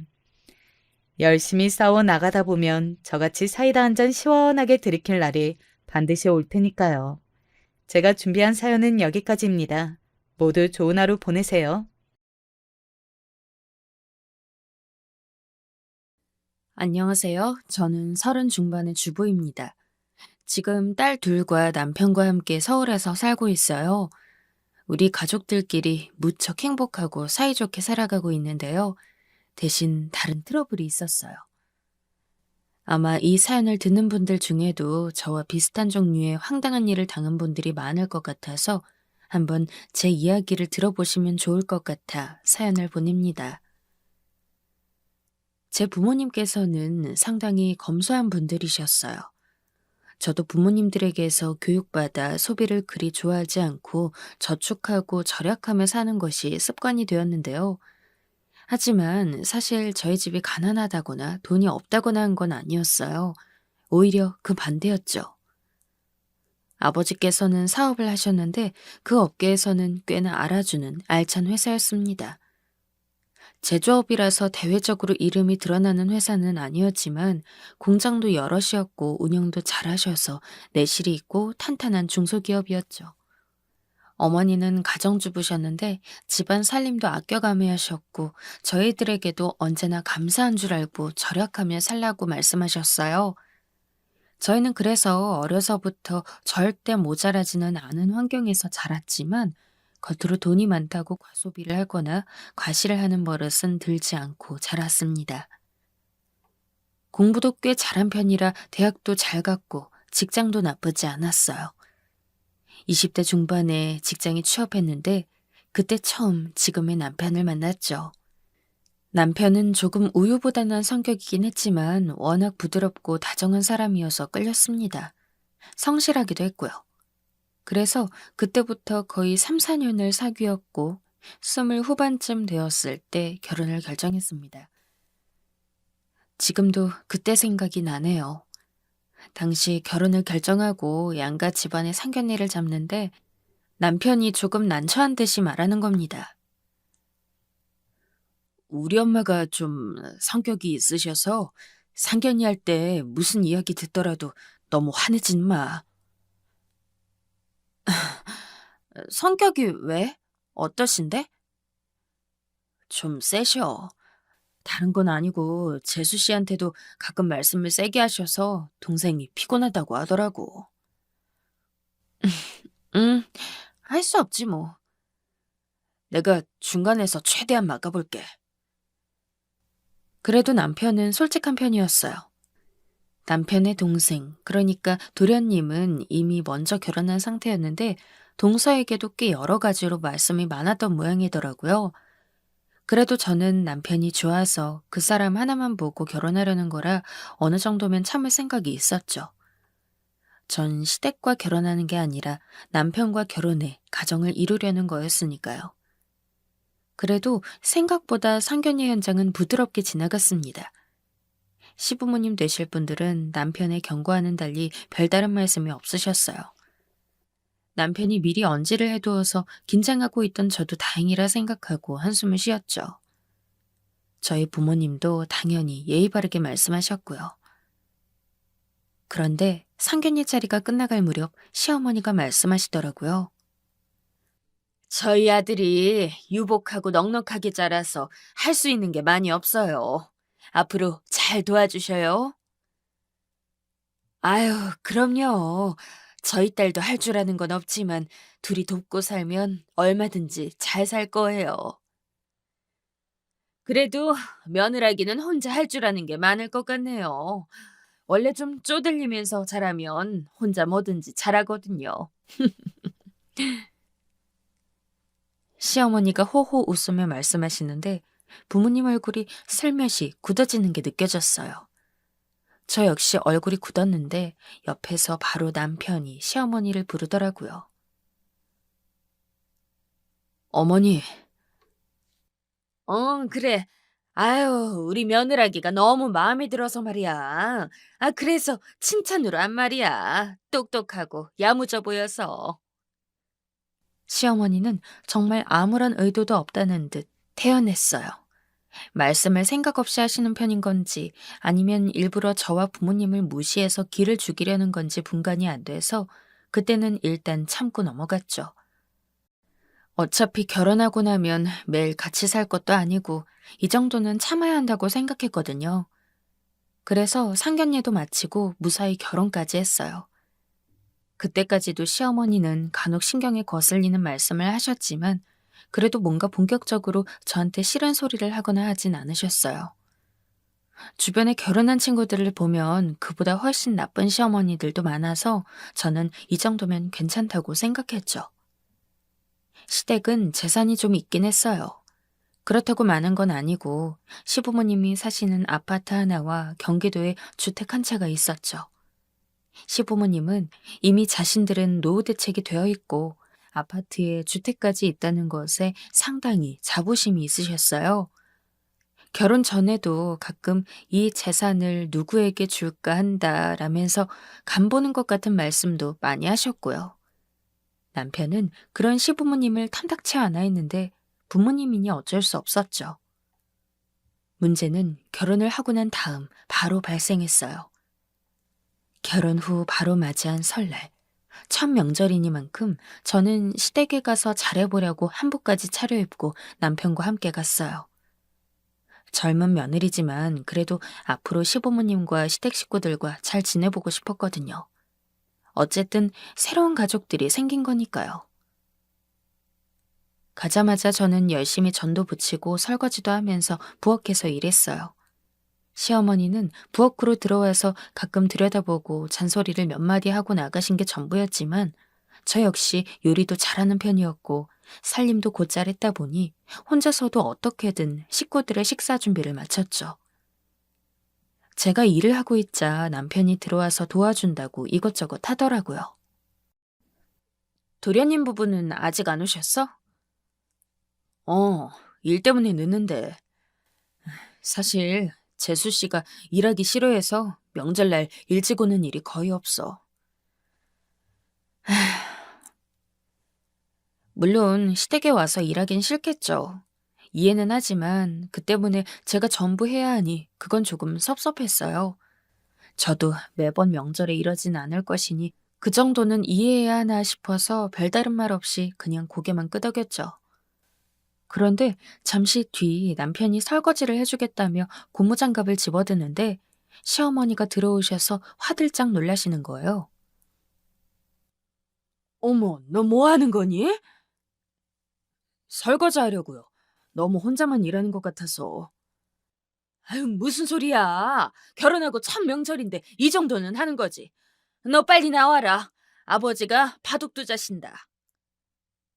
어머니, 그래도 빨리. 네가 그럴수록 새아기가 일을 못하잖니. 시어머니는 제게 눈치를 주면서 남편의 등을 밀었어요. 저도 어쩔 수 없이 남편 팔을 밀어주었죠. 오빠, 가서 아버님하고 오랜만에 대화도 나누고 그래. 남편은 못마땅한 눈치였지만 시어머니가 너무 강경하게 말하자 끌려나갔어요. 어떻게든 식사 준비가 끝나고 저는 갈비며 잡채며 준비한 음식들을 전부 거실에 놓인 상으로 내갔어요. 허리가 끊어질 것 같았죠. 저희 두 사람이 먹던 걸 준비하는 것과 시부모님, 저희, 도련님 부부까지 총 6명이 먹을 식사를 준비하는 건 차원이 달랐어요. 허리가 아파서 제대로 펴지도 못하고 식탁을 다 차렸는데 그제서야 벨이 울리고 도련님네 부부가 들어오더라고요. 동서는 손에 싸구려 식품 선물 세트 하나를 들고 들어와서 마루에 놓더니 시부모님께 살랑거리면서 인사했어요. 그리고 제 쪽을 보고서는 생긋 웃는데 뭔가 기분이 좋지 않더군요. 어머, 형님, 먼저 오셨구나. 몰랐어요. 동서는 쪼르르 식탁 앞으로 달려가서 앉고서 자기 남편도 불러서 같이 앉았죠. 저는 그때도 계속 음식을 나르고 있었어요. 화가 났지만 일단 저는 결혼한 지 얼마 안 된 진짜 새색시라 동서한테 뭐라고 할 정신이 있질 않았기에 먼저 이번 명절부터 치르고 보자 했어요. 시부모님도 자리에 앉은 뒤 식사가 시작되었지만 저는 뒷마무리를 하느라 시간이 좀 지나서야 앉아서 한술 뜰 수 있었죠. 남편이 얼른 먹으라고 부르지 않았다면 그조차도 더 늦어졌을지도 몰라요. 그때 시어머니가 그러시더군요. 이번에 집값 많이 올랐더구나. 네, 어머니. 부천에 있는 집 말씀하시는 거죠? 밥만 먹고 있던 동서가 재빨리 대답했어요. 시어머니는 뿌듯한 얼굴로 이어 말씀하셨어요. 그래, 이번에 거의 1배 반이 올랐어. 와, 축하드려요. 집값 진짜 비싼데 어머님, 아버님 워낙 잘 버시고 관리도 잘하셔서 집이 2채나 있으시니. 아유, 운이 좋은 거지. 시어머니가 기분 좋다는 듯이 웃으셨어요. 동서가 약삭 빠르게 아부하는 걸 보면서도 저는 별말 없이 숟가락만 움직였어요. 너무 지쳐서 아예 뭔가 말할 힘도 없었거든요. 우리가 재산이 있어 뭐 하겠니? 결국은 너희한테 가는 거지. 사실 너희는 딱 형제 둘이고 하니 이걸 너희들한테 줘야 하는데. 어머님, 그런 말씀을 하세요. 어머님 재산인데요. 그래. 너희 아버지랑 내 재산이니까 우리한테 잘하는 자식한테 줘야 하지 않겠니? 시어머니가 짐짓 그렇게 말씀하시자 약삭 빠른 동서가 눈을 굴렸어요. 동서는 큰 갈빗대 하나를 얼른 국물에 적셔서 어머님 그릇에 놓아드리며 속살거렸죠. 어머, 어머님, 전 재산 다 많나요? 그냥 우리 그이 부모님은 제 부모님이나 마찬가지여서 항상 좋은 것뿐이죠. 아유, 말은 잘한다. 정말이에요. 제가 그간 유일한 며느리로 해온 거 잊으신 건 아니죠? 물론 어머니께서 너무 최고의 시어머니기도 했지만요. 동서가 까르르 웃으면서 어머님한테 계속 아부했어요. 도련님도 재산 이야기에 솔깃했는지 헛기침을 하면서 말을 보탰고요. 엄마, 사실 우리 집사람이 나 이번에 보너스 나오면 절반 딱 떼어서 엄마 드리자고 했어. 올해 들어간 직장에서 인센티브 준다고 했거든. 어머, 인센티브도 나온대? 절반 준다고? 시어머니가 반색하셨어요. 도련님은 나이가 20 후반이었지만 정착 못하고 여러 직장을 전전하다가 지금 직장에 들어간 지 몇 달 안 되었거든요. 시어머니는 신나서 말씀하시더니 저를 보면서 혀를 차셨어요. 그래, 어른한테 너희 집사람처럼 사근사근하고 싹싹해야지. 너 형수처럼 그러면 안 되는 거란다. 어머니, 지금껏 일한 사람한테 무슨 말씀이세요? 무슨 말이기는? 지금 그 정도가 일한 거라고 유세했더니? 나 때는 이런 밥상 정도는 숨 쉬는 것처럼 차려냈어. 아, 이런 걸 일이라고 하면 안 되지. 저는 순간 너무 어이가 없고 숨이 막혀 말도 안 나왔어요. 일껏 일해온 밥상에서 식사를 하면서 한다는 말이 저런 거라뇨. 예, 거기다 솜씨가 어쩜 이러니? 갈비가 너무 덜 끓여서 질기잖아. 잡채는 짜고. 아휴. 제가 할 걸 그랬죠, 어머니. 제가 음식은 좀 잘하는데. 그래, 네가 음식을 더 잘하긴 한다. 세기는 그리 잘 사는 집에서 자란 것도 아닌 애가 요리를 어쩜 이렇게 못하니? 시어머니는 혀를 차면서 고개를 저으셨어요. 전 어처구니가 없었지만 결혼한 지 몇 달 되지도 않은 날 첫 명절에 목소리 높여 싸우기도 싫어서 그냥 입만 다물었죠. 사실 너무 일을 해서 지친 상태라 대꾸할 힘도 없었던 게 맞아요. 남편도 다소 불쾌한 얼굴이었지만 꾹 참는 게 느껴졌어요. 한 소리 더 하려던 것을 제가 손을 잡아서 말린 것도 있었지만요. 식사 후 당연히 자고 가는 거라고 혼내려고 하시는 시부모님을 무시하고 남편이 제 손을 잡고 시댁을 나왔어요. 돌아오는 길에 남편이 머뭇거리면서 사과하더라고요. 미안해. 내가 못 막아줬네. 아니야, 오빠. 잘 참았어. 첫 명절인데 뭘 어떻게 더해. 일도 혼자서만 하고. 하여간 어머니가 저러신다니까. 원래 동서한테 말씀을 저렇게 하셨는데 자기 들어오고 나니까 자기한테 그러네. 좀 참으면 안 그러시겠지. 그러길 바라야지. 전 한숨을 쉬면서 차창에 기댔어요. 그래도 전 가족들과 사이좋게 자라나 이왕 서로 인연을 맺었다면 계속 좋은 사이로 발전하고 싶었거든요. 처음엔 저러셔도 의외로 나중에는 좋은 면을 보여주실 수도 있을 거라고 생각했어요. 그런데 일은 다음 달에 터졌어요. 어머님 생신이 20일이라고? 그날 다 같이 저녁 먹자고 하시네. 아, 어떡하지? 나 그날 중요한 프로젝트 때문에 거의 밤새야 하는데. 그때 딱 프로젝트 시작 직전이라 빼지도 못하는데. 명절 다음 달이 시어머니 생신이 있는 날이었어요. 어머님은 그날 꼭 같이 온 식구가 모여서 밥을 먹어야 한다고 하셨는데 하필 그 주에 직장에서 프로젝트가 시작되었죠. 전 결혼을 했지만 직장의 커리어도 놓치고 싶지 않았고 제가 맡은 가장 중요한 프로젝트 중 하나였어요. 그럼 할 수 없네. 내가 혼자 갈게. 자기 일 때문에 그렇다고 따로 말씀드려야지 뭐. 용돈이나 좀 넉넉히 드리면 되지 않을까? 어, 아니야, 오빠. 내가 어떻게든 그날 시간을 빼볼게. 혼자 가겠다는 남편의 말이 고맙긴 했지만 결혼 후 처음으로 맞이하는 시어머니 생신에 불참해서 그 후로도 계속 트집을 잡히기는 싫었어요. 시어머니는 얼마든지 그런 트집을 꾸준히 잡으실 수 있는 분이었고요.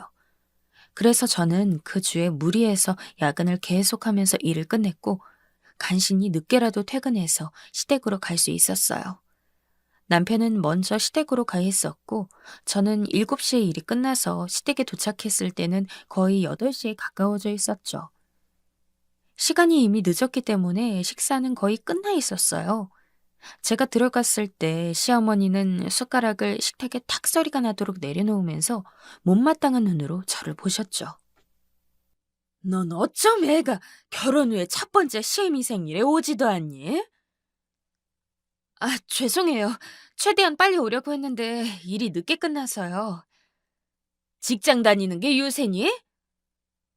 한마디를 더하면 남편이 끼어들 기세였는데 다행히도 시어머니는 거기서 그치셨죠. 동서는 재미있다는 듯 생글생글 웃으면서 지켜보기만 했고 저는 퇴근 후에 저녁도 먹지 못한 채로 식탁을 치우고 설거지를 했어요.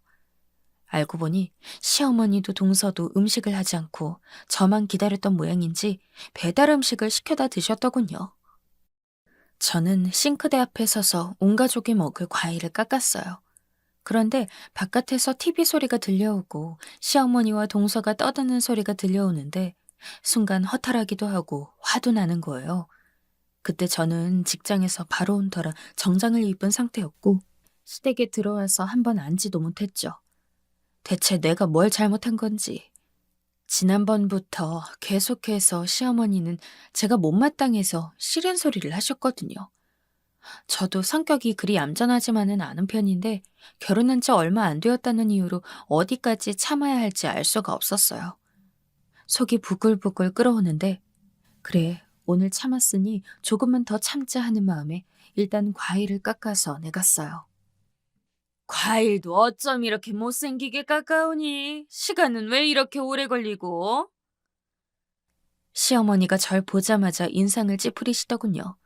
동서는 얄밉게 웃으면서 제가 내간 과일 접시를 받아 꼭 자기가 깎은 것처럼 테이블 위에 놓고 포크로 하나를 찍어 어머니께 드렸어요. 시어머니는 동서가 내미는 과일을 받아 먹으며 제가 자리에 앉는 것도 마땅찮게 지켜보셨죠. 앉자마자 남편이 제 손을 꽉 잡아준 후 과일을 찍어서 주었어요. 저는 그것을 받아 먹으며 말없이 시선을 아래로 한 채 있었죠. 대체 뭐 하느라 이렇게 늦은 거니? 아까도 말씀드렸지만 일이 늦게 끝났어요, 어머님. 제가 이번에 맡은 프로젝트가 좀 커서 시간이 나질 않아서. 그까지 직장 일이 뭐라고 시어머니 생일에 늦어 대체? 아, 그러게요, 어머님. 형님이 결혼한 지 얼마 안 되어서 잘 모르시나 봐요. 시어머니가 한마디 하니 그 옆에서 속살거리는 동서가 더 미웠죠. 동서는 지난번 재산 이야기가 나온 이후로 더 얄밉고 티나게 시어머니에게 알랑방구를 껴댔거든요. 너무 눈에 보여서 유치할 정도였지만 시어머니는 그게 마음에 드셨나 봐요. 내가 나한테 잘하는 쪽한테 재산 준다고 했지? 너 자꾸 그러다가는 한 푼도 못 받는다, 세아가. 네. 부천에 집이 있는 채로 출발하는 거랑 아닌 거랑 얼마나 다른지 알아? 너 노후에 전세로 월세로 계속 떠돌아다닐 수도 있어. 부모한테 재산 받는 게 얼마나 큰 건지 아니? 시어머니는 짜증스럽게 말씀하셨어요. 네 동서 좀 봐라.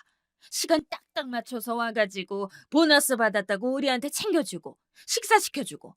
대체 넌 뭐하는 애니? 저는 더 대답하기도 싫어서 입을 아예 다물었어요. 슬슬 화가 뱃속에서부터 치밀어 오르기 시작했고 혈압이 오르기 시작했죠. 저도 그리 얌전한 편은 아니라 화를 한번 내면 눈이 뒤집히도록 화내고 할 말을 쏘아붙이는 성격이었거든요. 제 성격을 아는 남편은 자기 어머니를 막으려 했지만 시어머니는 말을 그만할 생각이 없는 것 같았어요. 너 직장도 그만두는 게 낫다. 여자가 직장 다닌다고 그 쥐꼬리만한 월급밖에 더 버냐? 어머니, 그만하세요. 아무리 친정에서 어렵게 자랐다고 해도 직장에 집착하면 안 되는 거야. 시댁이 우습게 보이니? 너희 친정 부모님이 차림새도 그렇고 좀 어려우신 것 같긴 하지만 그럴수록 시댁에 잘해야 재산도 받고 나중에 살기도 잘 사는 거야. 어머님, 저는 더 이상 참을 수가 없었어요. 다 좋은데 저희 부모님을 건드리는 건 도저히 더 참기가 힘들었죠. 저희 부모님 말씀은 하지 마세요. 어머, 얘 좀 봐라. 저 눈 좀 봐. 너희 부모님이 어떻게 가르쳤길래 네가 이 모양이니? 너한테는 정말 채서 못 주겠구나. 시어머니가 쏘아붙였지만 저는 너무 화가 나서 이제 도리어 차분해졌어요. 그 집 얼마죠? 이번에 올라서 3억도 넘었다. 얼마나 큰 돈인지 알아? 너희들이 월급 한 푼도 안 쓰고 대체 몇 년을 모아야 하는 돈인지 계산이나 해봤니? 시어머니는 계속해서 쏘아붙였어요. 제가 생신 식사에 늦었다는 게 어지간히 화가 났던 모양이더군요. 3억이요. 그래, 그거 전부 너희 도련님 내줄 거다. 세상에, 혼나면서도 저 눈 똑바로 뜨고 있는 거 봐라. 큰 돈이네요. 어처구니도 없고 한심해서 저는 웃어버렸어요. 이 아파트도 간신히 서울 외곽에 걸쳐 있는 것으로 대출을 제외하면 시부모님 손에 남는 것은 고작 1억 남짓이라는 걸 이미 남편이 말해줘서 알고 있었거든요. 제가 웃자 남편이 옆에서 제가 화난 것을 알고 말리려 했지만 저는 손을 뿌리쳐버렸죠. 재미있는데요. 어머님, 제 계좌 보실래요? 뭐? 저는 이제 한심하다 못해 재미있어졌어요. 저는 인터넷 뱅킹을 열어서 제 계좌를 열었죠. 화면이 열리고서 금액을 띄워 시어머니에게 보여줬더니 시어머니의 안색이 변하면서 말이 없어졌어요. 은행에는 제 이름으로 총 6억가량의 현금이 들어있었거든요. 이거 뭐니? 뭐긴 뭔가요? 제 돈이죠. 제 이름으로 된 제 재산이요. 처음에는 이게 6천만 원인지 6억인지 제대로 세지도 못하는 것 같았어요. 몇 번이나 다시 보고 6억이라는 사실을 깨달은 시어머니가 잠깐 말을 못하더군요. 곁에 있는 동서도 눈을 동그랗게 뜨고 계좌를 보다가 큰 소리로 말했어요. 어머, 형님, 현금으로 이렇게 많이 가지고 계세요? 세상에. 동서는 순식간에 사근사근한 말투로 변해서 생갈거렸어요. 형님, 어떻게 버셨어요, 이 돈? 평소에 전혀 티를 안 내셔서 이러신 줄 몰랐잖아요. 티를 내야 해요, 꼭? 저는 차갑게 비웃었어요. 시어머니는 입을 뻐끔거리며 안색이 하얗게 질린 채로 아무 말도 못한 채 앉아있기만 했어요. 저 이거 말고도 서울 안에 아파트 2채 제 이름으로 되어 있어요, 어머님. 아파트 2채? 서울 안에? 예, 마포하고 강남이 한 채씩이라 말씀대로 집값이 많이 올랐더라고요. 이건 남편도 몰랐던 거라서 곁에 앉아있던 남편도 놀라서 헉소리를 냈어요. 제가 부모님한테 받은 재산을 전부 다 이야기할 이유도 없었죠. 대체 시어머니한테 이런 소리까지 해야 하나 어처구니가 없어 헛웃음이 났지만 저는 계속 말했어요. 저희 부모님 말씀하셨죠? 아버지 운영하시는 거 자영업이라고 말씀하시긴 했지만 회사예요. 대기업 협력업체라서 그 방면으론 상당히 유명하고 저한테 아파트 몇 채 정도는 그냥 사주실 여력 되시고요. 정말 난 몰랐다. 모르셨겠죠. 저희 부모님은 평상시에 절대 돈 많은 거 과시하지 말고 근검절약하며 살라고 하셨고 당신들께서도 그렇게 평생 살아오셨으니까요. 어머님하고는 다르게요. 새가, 난 그게 아니라. 그리고 죄송하지만 제가 직장에서 받는 월급 그리 쥐꼴이 아니에요. 몇 년 안 모아도 어머님의 그 부천집보다는 많이 모을 수 있을 정도고요. 쥐꼴이라면 어머님 재산이 쥐꼴이겠죠. 저는 차갑게 쏘아붙이고서 그대로 가방을 들고 일어섰어요. 시어머니가 어버버하면서 말도 제대로 하지 못한 채로 굳어있었고 동서는 앞으로 어떻게 해야 하나 머리를 열심히 굴리는 얼굴이었어요. 처음에는 잘 지내보려 했지만 이제는 더 참을 필요도 없었죠. 전 그대로 뒤돌아서 돌아보지도 않고 나와버렸어요. 남편도 급히 저를 쫓아나왔고 뒤에서는 어머님이 뭐라 하는 소리가 들려왔지만 신경도 쓰지 않았죠. 정말 화가 너무 나서 쏘아붙였지만 후회는 없었어요. 제가 참을 수 있는 데까진 참았지만 친정 부모님까지 건드리는 건 너무 나간 거였으니까요. 그리고 그 이후로 저는 아예 시댁에 가지 않았어요. 그 직후 시부모님한테 전화 연락이 불이 나도록 오긴 했지만 하나도 받지 않았고 저도 전화하지 않았어요. 남편한테 연락은 하시는 모양이지만 남편도 심드렁했죠. 항상 어머님의 그런 면을 못마땅해 했으니까요. 시댁에 가든 말든 뭘 하든 남편은 항상 아무런 말도 하지 않고 제 행동을 수긍해 주었죠. 결혼 후 1년이 지난 뒤 아기가 태어났지만 이번 추석에도 가지 않았어요. 동서는 그 후 저한테만 잘 보이려고 노력하더군요.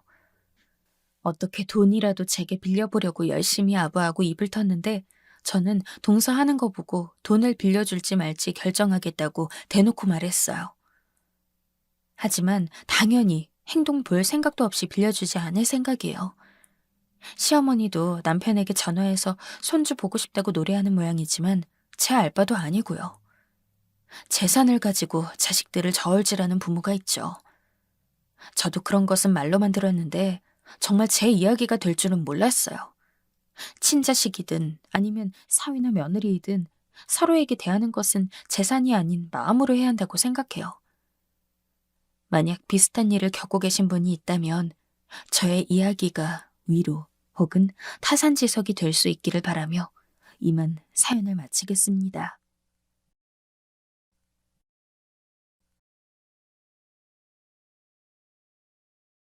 집안에 큰 해프닝이 있었는데 어디 주변에 말할 데는 없고 이런 건 머나먼 남 얘기로 접해야 재미있게 흘려듣고 말지 주변인이라면 이러쿵저러쿵 말이 나올 만하거든요.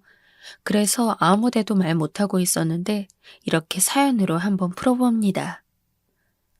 저는 서울 어딘가에서 살고 있는 40대 주부이고요. 각각 중학생, 초등학생 아들, 딸을 둔 엄마이기도 합니다. 저희 남편은 올해 50세가 되었는데요. 봄에 생일이 있었어요. 코로나로 거창하게 모이긴 영깨름직해서 각자 다들 선물 보내주고 안부 전화 한 번씩 주고 그랬네요. 생일 당일 저녁에는 저희 식구 4명의 시모까지 함께 집에서 스테이크를 구워 먹었어요. 비싼 한우로만 골라서 그런지 맛은 뭐 당연히 기가 막혔고 오순도순 너무 즐거운 시간이었습니다. 저희 시모를 표현하자면 자유로운 영혼? 저희 아이들이 더 어렸을 땐 할머니 재밌어 라고 했다가 머리 좀 컸다고 이제는 할머니 독특해 라고 하거든요. 남편이 장남이고 아래로 남동생만 둘이 있어요.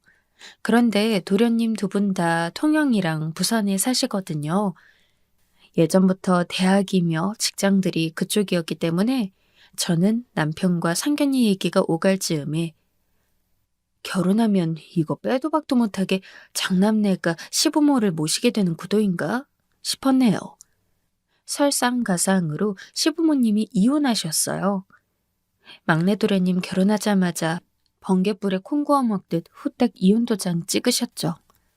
너무 놀랐는데 알고 보니까 원래 별거 중이었다네요. 어쩐지 그간 수상한 점이 한두 가지가 아니라더니만.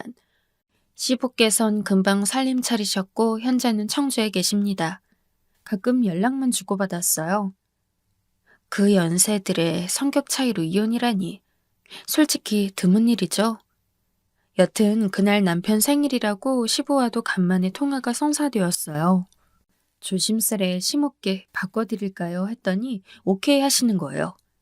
바로 딴 여자 찾은 의리 없는 남자라고 치를 떠실 땐 언제고 웬일로 저렇게 유하신가 싶었죠. 그러고 보니까 유독 기분이 좋아 보이더라고요. 별 생각 없이 여쭤봤어요. 어머님, 오늘 어머님 생신 같아요. 기분 엄청 좋아 보이세요. 아유, 내가? 아유, 참, 내가 그래 보이니? 응? 네가 봐도 그래? 그랬더니 아주 기다렸다는 듯 되물어보시는 겁니다. 그러더니 자꾸 봄이 왔다고 혼잣말을 하시대요. 네, 어머니. 이제 3월이니 봄이죠. 겨울이 가면 봄이 오는 게 세상의 이치란다. 너무 아름답지 않으니? 겨울 한파를 잘못 맞으셨나 했습니다. 아직 3월의 꽃샘추위로 몸이 덜덜 떨리건만 왜 자꾸 봄 타령을 하시는지 모르겠더라고요. 남편은 옆에서 저만 들리게 어머니 또 저러신다면서 중얼중얼거리는데 분위기상 제가 또 눈치껏 나서봤습니다. 어머니, 혹시 무슨 좋은 일 있으셨어요?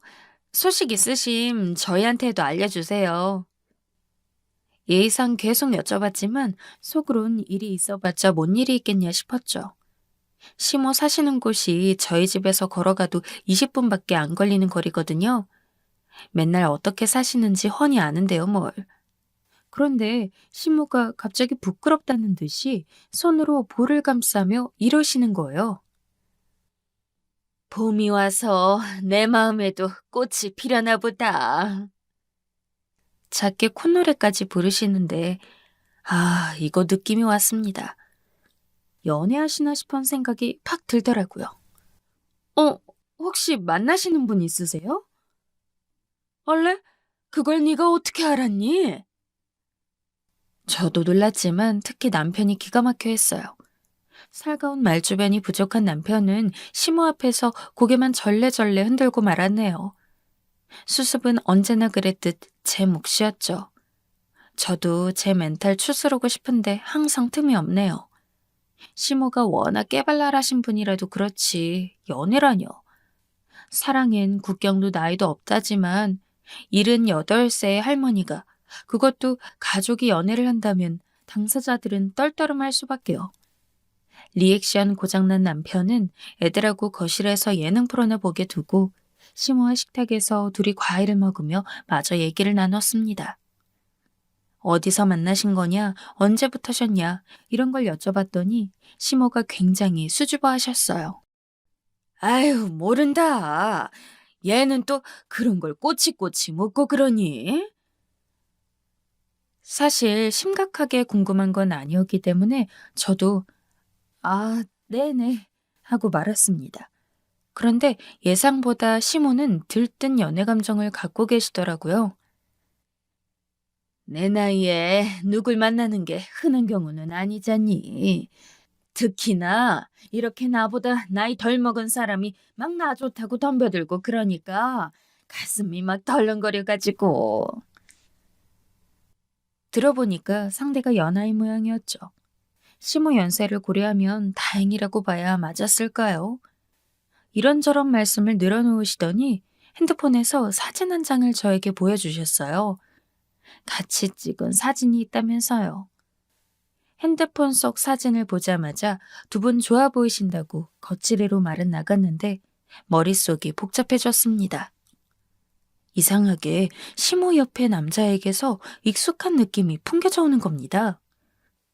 마스크를 쓴 사진이라 정확히 모르겠는데 자꾸 마음 한켠에서 걸리는 감각이 있었어요. 그날 남편이랑 자려고 누워서도 계속 생각을 하고 있었습니다.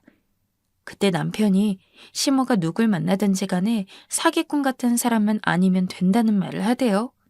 그 순간 머릿속에서 전구가 탁 켜졌습니다. 어머야, 큰일 났다. 왜? 장모님 무슨 일 있으셔? 제가 놀라서 소리를 지르고 말았는데 남편도 따라 놀라서 그 밤에 호들갑이었어요. 아무 일도 아니라고 남편한텐 둘러댔는데 속으론 경악하고 있었죠. 사진 속 웃고 있던 그 남자의 정체를 알아버렸기 때문이었습니다. 웃을 때 특유의 짝눈, 미간 정가운데에 일자로 패인 주름 모양이 제 기억 속 누군가의 모습과 정확히 일치했습니다. 그 사람은 바로 제 외삼촌이었습니다. 천하의 인간 말종이자 집안의 수치였죠. 제가 옛날에 얼핏 들었던 걸로만 전과가 10범쯤 됐을 겁니다. 거기네 딸이 저랑 동갑이라 아주 어릴 때는 왕래가 잦았었죠. 그런데 워낙 쓰레기였던 자기 남편을 견디지 못한 외숙모가 거의 탈출하듯 갈라섰고요. 나중에 제일교포랑 재혼하셨고 일본으로 가셨다는 걸로 알아요. 외삼촌이 저희 엄마랑 연년생인데 그래서 그런지 자랄 때 치고받고 많이 싸웠다고 합니다. 아들이랍시고 편애가 너무 심해서 엄마의 서러움이 말도 못했다는 건 수십 번도 더 들은 일화였고요. 과도한 편애 속에서 망쳐진 것인지 아니면 원래 타고난 인성이 그 모양이었는지 혹은 둘 다이든지 간에 외삼촌은 결국 모든 일가족이 치를 떠는 대상이 되었습니다. 걸핏하면 사고치고 제가 고등학생 때는 교도소에 계셨었죠. 출소하고 나서도 정신을 못 차려서 교도소에 들락날락하는 수준이었어요. 개인적으로 뽑는 외삼촌의 최악은 외할아버지 장례식 끝나고 조의금을 다 들고 튀었던 사건입니다. 그러니 인간 말종이죠. 특히 그렇게 사기를 잘 쳤어요. 저도 외삼촌이라면 끔찍했고 대학 시절 고이고이 모았던 알바비를 털려본 사람으로서 직접적인 피해자이기도 했어요. 제가 결혼 전에 아예 집안 자체와 외삼촌이 연을 끄는 게 얼마나 다행이었던지요. 정말 집안에서 그 인간한테 돈 안 떼먹힌 사람이 없었어요. 저는 바로 촉이 왔어요. 외삼촌이라는 작자가 시모 등쳐먹으려는 게 분명했습니다. 사람 고쳐 쓰는 거 아니랬거든요. 그래서 그 후로 예의주시하며 시모의 동향을 살폈습니다. 내심 단발성에 그치는 만남이길 바랐건만 계속 연락을 이어가시길래 슬슬 속이 타들어갔어요. 그리고 제가 우려했던 쪽으로 일이 진행되고 있는 것 같다는 실마리가 생겼습니다. 어느 날 시모가 저에게 용돈 좀 주면 안 되냐고 하는 겁니다. 남편이 월급날마다 드리고 있는데 날짜를 보니 용돈 날로부터 고작 2주밖에 지나지 않은 때였습니다. 그럼 그 돈은 다 어디 갔나 싶었죠. 어머니, 그런데 만나신다는 분 있잖아요. 자주 뵙고 그러세요? 글쎄다. 한 일주일에 3번씩은 보는데? 네? 3번이나요? 아유, 몰라. 날 그렇게 보고 싶어 하니까. 헤어지면 자꾸만 내가 보고 싶다는데 어째? 시모 몰래 주먹이 꽉 쥐어졌어요. 사기꾼 놈이 물밑 작업을 하는 건가 싶어서 불안해지더라고요. 암만 그래도 엄청 자주 보시네요. 그분은 어디 사신대요? 글쎄다. 여기서 멀지 않다고 그러던데. 워낙 사람이 신비로워. 하나씩 열어 보이는 매력이 있어. 도대체 무슨 매력을 말씀하신 걸까요? 열기는 뭘 열어요? 시모 지갑을 연 거겠죠. 결국 용돈을 내어드렸고 속만 더 답답해졌습니다. 사실을 공개하면 된다는 것을 저도 알고 있었어요. 그게 능사란 걸 제가 몰랐던 건 결코 아니었죠. 그치만요, 저 결혼할 때 시댁에서도 별거를 속였듯이 저도 속인 게 있었습니다. 엄마에게 형제가 있는데 사고로 죽었다고 거짓말을 했었어요. 아예 원래 없다고 해버리면 살면서 나중에 말실수라도 나올까봐 형제가 있었지만 죽은 걸로 한 것이었습니다. 친정 식구들이 그렇게 하라면서 당부했었거든요. 제가 타고나기를 불같은 성격인데 결혼 준비하면서부터 이미지 세탁에 들어간 부분도 없지 않아 있었고요. 시댁 식구들은 저를 약간 교양 있는 캐릭터로 보고 있었어요. 저희 집안을 고상한 사람들로 생각했죠. 저희 애들도 자기 엄마는 쌍욕 절대 못하고 듣는 것만으로도 기분 나빠하는 사람인 줄로만 아는 마당이라 여튼 이런 사정으로 일단은 참았습니다. 사태 파악을 더 하면서 어떻게 흘러가나 두고 보자는 심산도 있었어요. 시모가 돈 필요하다고 하시면 제가 관리하는 생활비에서 내어드렸습니다. 남편이 저한테 무슨 걱정거리 있냐면서 생각이 많아 보인다고 종종 그럴 때마다 실토하고 싶은 충동에 시달렸었네요. 연세도 연세인 만큼 곧 관계를 정리하실 거란 희망을 바탕으로 눌러 참고 있던 어느 날이었습니다. 시모가 웬 화장품을 골라달라면서 저와 함께 백화점으로 갔는데 아이크림을 찾으시더라고요. 나 눈가주름 너무 심하니? 요즘에 그 주름 펴지는 거 있잖아. 연예인들 그거. 나도 그런 거나 해볼까?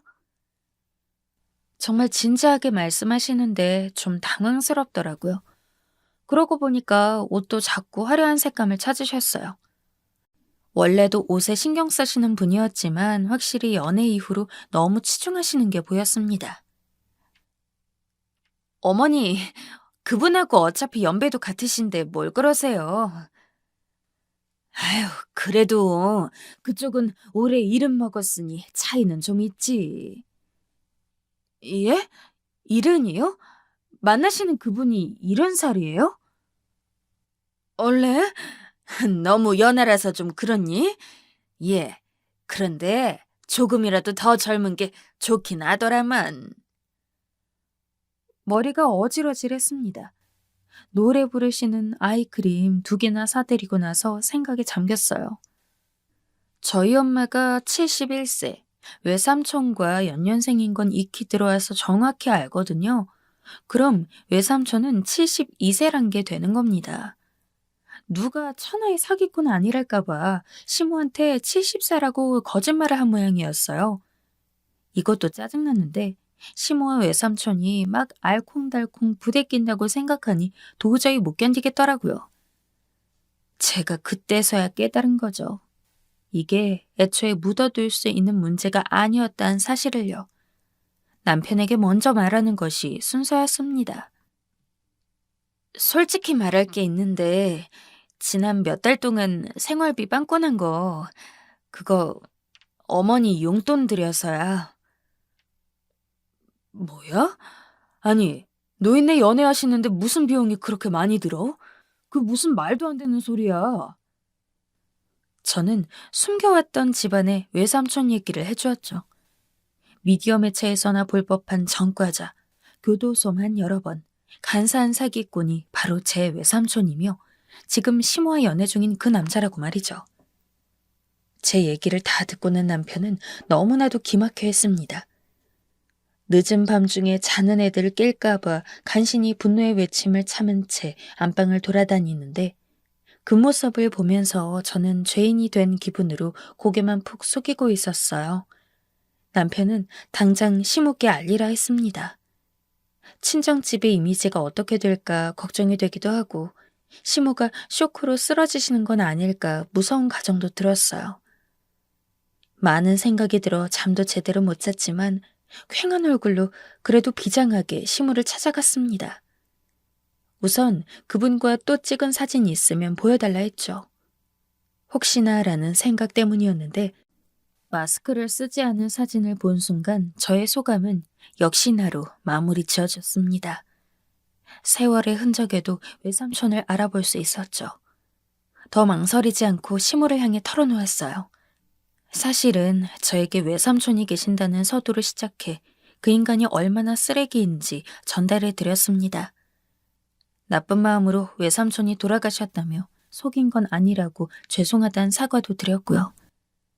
예상과는 다르게 시모는 속였다는 것보다 외삼촌이란 사람이 인간 말종인 것에 더 초점을 맞추셨어요. 아유, 그럴만했네. 이해하니까 죄송하다 할 것 없어. 사돈께서 얼마나 고생이 많으셨을까. 아휴, 그래도 연근키를 다행이네. 어찌 그런 천하의 씨양놈이 있었을까 그래, 응? 어머니, 근데요. 얼마 전에 그 외삼촌을 본 것 같아요. 원래 그런 일이 있었어? 어휴, 세상에나 어디서? 바로 어머니 핸드폰에서요. 내 전화기에서? 그게 무슨 말이니? 그 사진 속 남자, 어머니의 연하 애인이 바로 제 외삼촌이에요. 말씀하신 그 씨앙놈이요. 시모는 당장에 기함하셨죠. 그리고는 당신께서 만나본 사람은 절대 그런 사람이 아니라면서 외삼촌을 옹호하시는 거예요. 정말 너무 답답해서 미치는 줄 알았어요. 그럼 어머니한테서 돈은 왜 그렇게 받아가는데요? 아유, 큰 돈도 아니었어. 왜곡하지 말어. 미국 한인타운에 사업장 있다고 거짓말했다면서요. 얘 봐라. 그게 참인지 거짓인지 네가 어떻게 아니? 나중에는 저한테 화를 내셨어요. 얘기 더 하기 싫으니 나가라면서 심지어 저를 쫓아내셨죠. 너무 속상했습니다. 전화를 드려도 냉랭하시고 그 주제만 나오면 바로 끊어버리기 일쑤였어요. 어떻게 해야 할지 발만 동동 구르며 지냈던 것 같습니다. 그러다 며칠 뒤 시모로부터 먼저 연락이 왔어요. 다름 아니라 저보고 돈 좀 있느냐고 하시더라고요. 그 말을 듣는데 외삼촌에 대한 분노로 빡침이 올라오면서 한편으론 잘됐다는 생각이 동시에 들었습니다. 역시나 지난 시간들은 그저 물밑 작업이었는지 외삼촌이 본격적으로 큰돈을 챙겨가려는 것 같았어요. 그놈의 한인타운 사업장을 들먹이면서 말이에요. 사기꾼 실력 높지 않았는지 놀라운 사치혀 놀림으로 시모의 혼을 쏙 빼놓은 상태였어요. 시모는 지난 며칠 동안에도 외삼촌 때문에 돈을 쓴 게 분명해 보였죠. 당장 현금이 부족해지니 저한테 연락을 하신 거였어요. 어머니, 300이요? 네, 드릴게요. 단, 조건이 하나 있어요. 저도 그분 만나는 자리에 몰래 데려가 주세요. 제가 그 실체를 까발려 드릴 테니 어머니가 직접 보시고 판단하시면 돼요. 망설이는 기색이 역력하시더니만 시모는 결국 저의 조건을 받아들이셨습니다. 그렇게 저는 두 사람의 데이트 코스를 뒤따라가게 되었습니다. 날씨 한번 좋았던 오후의 종로였죠. 예전만 못해도 여전히 운치 있는 삼청동 거리를 걷는 두 사람의 뒷모습을 보자마자 복장이 터지더라고요. 시모의 어깨에 다정하게 팔을 두르는 외삼촌이 보였습니다. 정말 옌병한다는 생각밖에 안 들었어요. 어디서 로맨틱한 척이란 말입니까? 가당치도 않았죠. 마침내 두 사람이 대망의 장소로 들어갔습니다. 혹시 예상치 못한 일이 발생할까봐 제가 뒤를 따른 것이었는데 이상 없이 사전에 봐둔 정동의 한 카페로 입장했습니다. 시모가 꽤 자연스레 외삼촌을 이끌더라고요. 홀에 기둥이 여러 개 있어서 사각지대를 확보할 수 있는 곳이라 사이드에 앉아 지켜보기에 제격인 장소였어요. 몇 분 일상적인 대화를 나누고는 시모가 저의 사전 당부대로 이야기를 꺼내는 게 들려왔습니다. 일을 어째? 내가 그걸 깜빡했어요. 미안하지만 이거 돈만 주고 내가 지금 당장에 가봐야 할 것 같은데. 아휴, 우리 저녁까지 먹기로 약속이 되어 있었는데 내가 깨뜨리려니 영 마음이 편치가 않네요. 아유, 무슨 말씀을 그리 하세요. 우리 사이에 그러시면 섭섭합니다. 저는 괜찮으니 얼른 일 보러 가시지요. 시모가 돈만 주고 가보겠다고 하니까 외삼촌은 아주 쌍수들고 환영하더라고요. 붙잡는 신용조차 안 했습니다. 돌아서는 시모가 참 씁쓸해 보였어요. 저도 그것을 알겠고 바로 느껴지는데 외삼촌은 그런 시모가 안중에도 없어 보였습니다. 제 마음 한구석에선 진짜로 외삼촌이 개과천선이라도 하여 시모를 정말 좋아하길 설마 바랐던 걸까요? 이유는 잘 모르겠는데 그때 기분이 서글펐습니다. 시모가 사라지자 돈봉투 안을 들여다보며 좋아하는 외삼촌의 앞에 드디어 제가 나섰습니다. 대뜸 누가 나타나선 맞은편에 앉으니까 놀라면서 경계하더라고요.